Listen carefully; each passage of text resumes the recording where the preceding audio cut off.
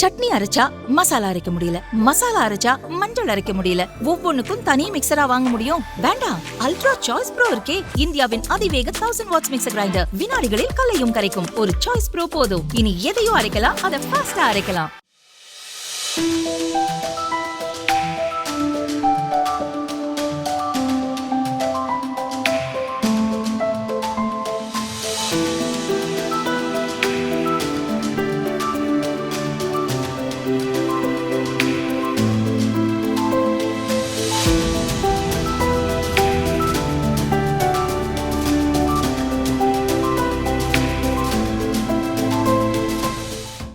கோவை மாவட்டம் தொண்டாமுத்தூர் அருகே மத்தவராயபுரம் கிராமத்தில் 11 ஏக்கர் விவசாய நிலத்தை பாஜக முன்னாள் தலைவர் அண்ணாமலை வாங்கினார்.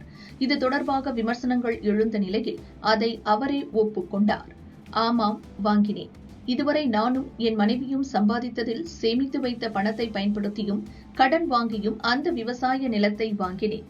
அதில் பால் பண்ணை ஆரம்பிக்க கடன் கேட்டு விண்ணப்பித்துள்ளேன் என அண்ணாமலை சில வாரங்களுக்கு முன் கூறியிருந்தார்.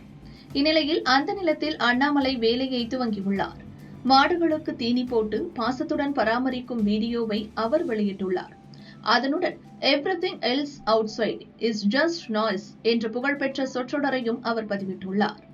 அரசியல் வாழ்க்கை, அவதூறு வார்த்தைகள் இவை எல்லாவற்றையும் தாண்டி என் உள்மனம் சொல்வது போல நான் அமைதியாக வாழ்கிறேன். வதந்திகள், விமர்சனங்கள் பற்றி எனக்கு கவலை இல்லை என்கிற அர்த்தத்தில் அவர் போட்ட பதிவு சமூக வலைதளங்களில் பல்வேறு அரசியல் வடிவம் பெற்று வேகமாக பரவி வருகிறது. தமிழ்நாடு பாஜக தலைவராக 2021 ஜூலை முதல் இந்த ஆண்டு ஏப்ரல் வரை பதவி வகித்தார். பாஜக மாநில தலைவரானதிலிருந்து குடும்பத்துடன் செலவிட மிக குறைந்த நேரமே கிடைத்தது என பல தருணங்களில் மனம் திறந்து பேசியவர் அண்ணாமலை.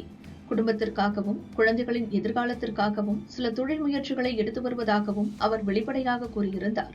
சட்டசபை தேர்தல் நெருங்கி வரும் தருணத்தில் தன் விவசாய நிலத்தில் மாடுகளை பராமரிக்கும் அண்ணாமலையின் வீடியோ தமிழக அரசியல் வட்டாரத்தில் பரபரப்பாக பேசப்படுகிறது.